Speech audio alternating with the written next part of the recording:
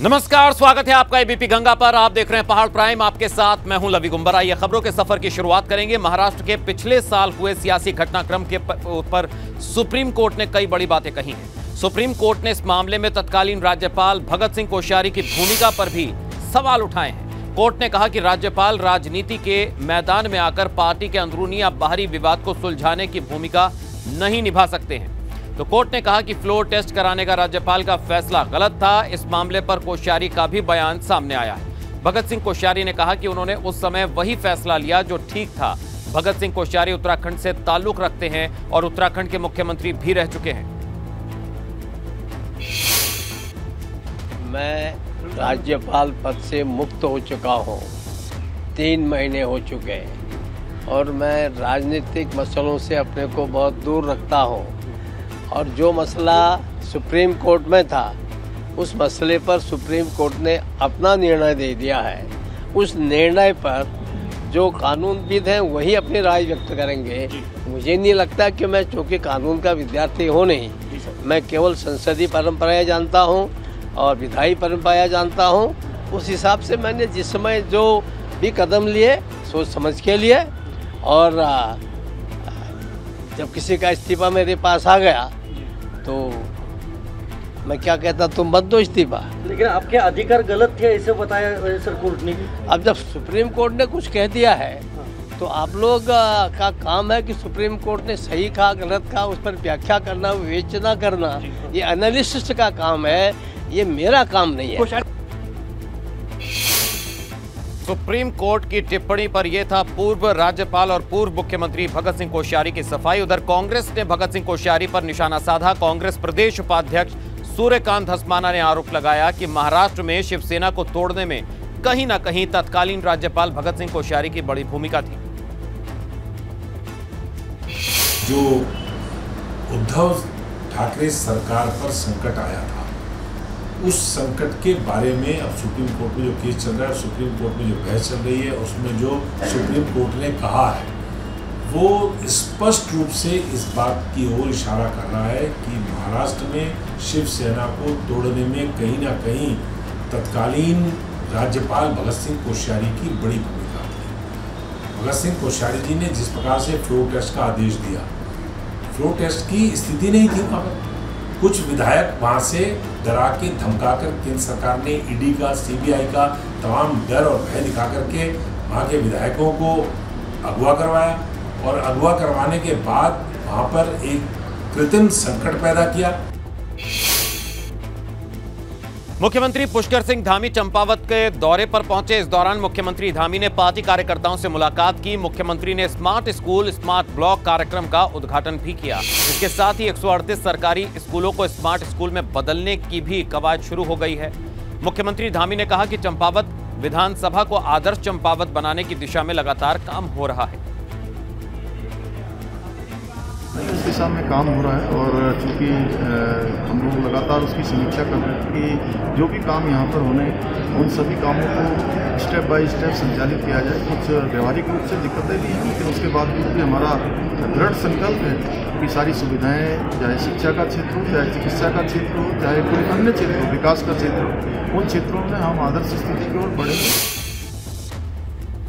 उधर मुख्यमंत्री पुष्कर सिंह धामी ने पंतनगर एयरपोर्ट पर अधिकारियों के साथ विकास कार्यों की समीक्षा बैठक की। इस दौरान सीएम ने नैनीताल जिले के विकास कार्यों की समीक्षा भी की। मुख्यमंत्री धामी ने अधिकारियों से विकास कामों की प्रगति का फीडबैक भी लिया है।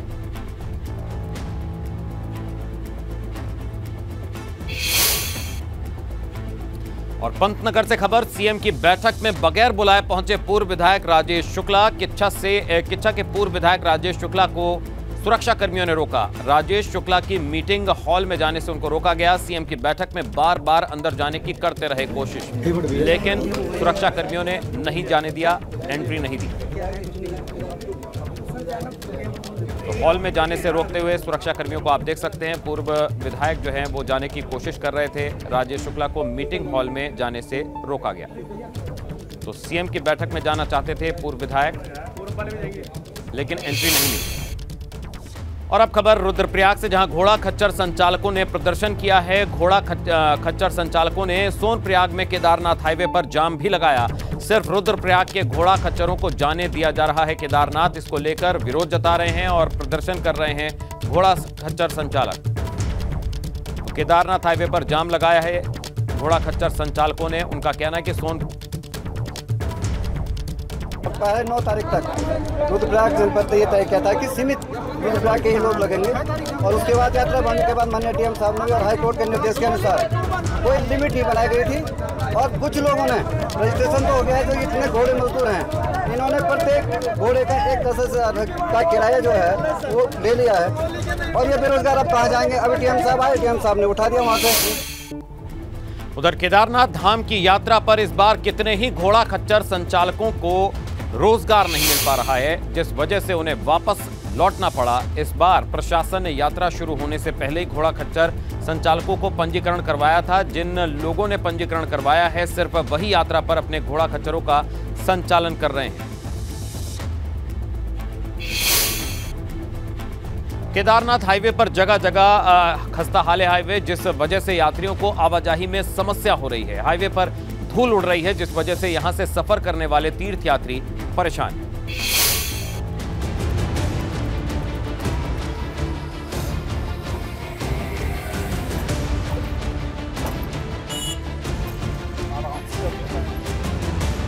केदारनाथ हाईवे पर उड़ रही धूल की वजह से चारधाम यात्रियों का सफर करना मुश्किल हो गया है।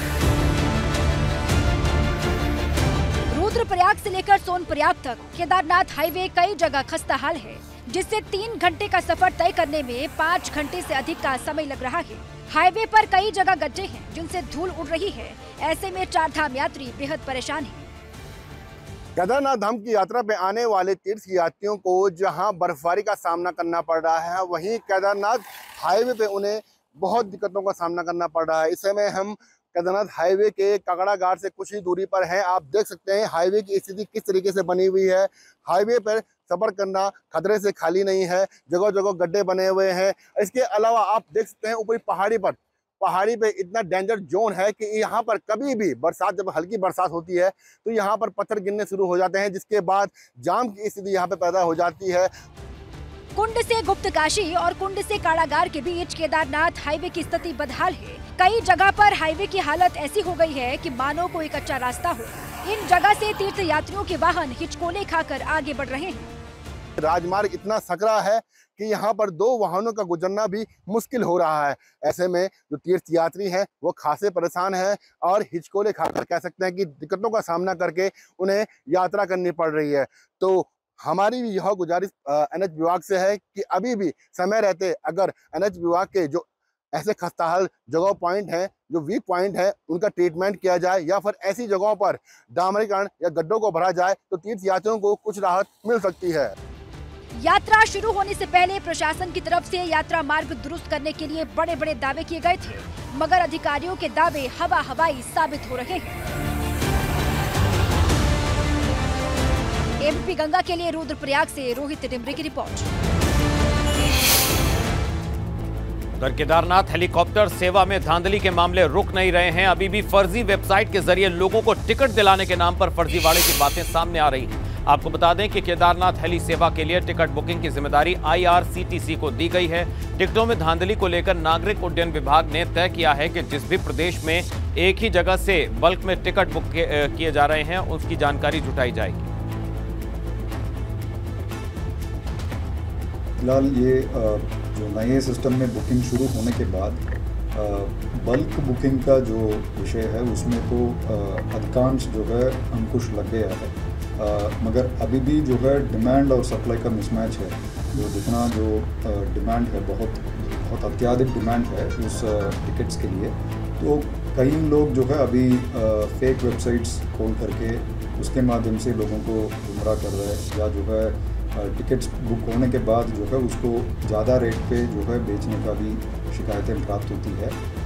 उस पर जो है पूरा पुलिस विभाग भी उसमें कार्रवाई करने के लिए जो है लगातार मॉनिटरिंग कर रहे हैं। और आइए बड़ी खबर का रुख करेंगे। उत्तराखंड में मौसम विभाग ने एवलांच का अलर्ट जारी किया है। बर्फबारी वाले इलाके में आ सकता है एवलांच। ये बड़ी खबर आपको बता दें, तापमान बढ़ने पर एवलांच आने का खतरा। तो चारधाम यात्रा मार्गों पर विशेष सावधानी बरतने की जरूरत है। इस वक्त की बड़ी खबर बता दें आपको, मौसम विभाग ने आशंका जाहिर की है। उत्तराखंड में मौसम विभाग ने एक अलर्ट जारी किया है एवलांच का। बर्फबारी वाले इलाकों में आ सकता है एवलांच, तापमान बढ़ने पर एवलांच आने का खतरा। तो चारधाम यात्रा मार्गों पर विशेष सावधानी बरतने की अपील। अब मौसम साफ हो रहा है और तापमान बढ़ रहे हैं, तो जो बर्फ गिरी है वो एकदम पिघलना और उनमें निकलना शुरू हो जाता है।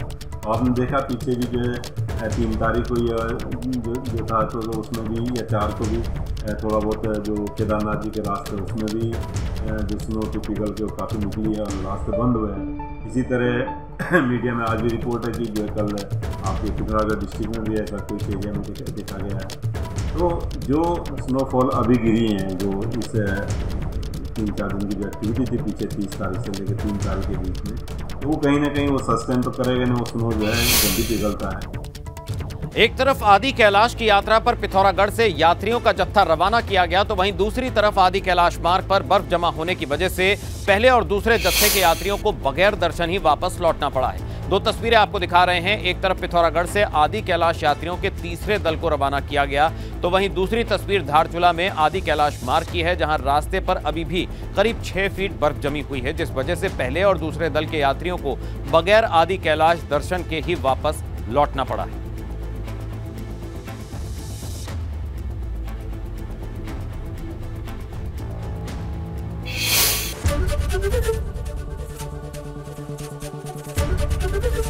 एबीपी गंगा, खबर आपकी, जुबान आपकी।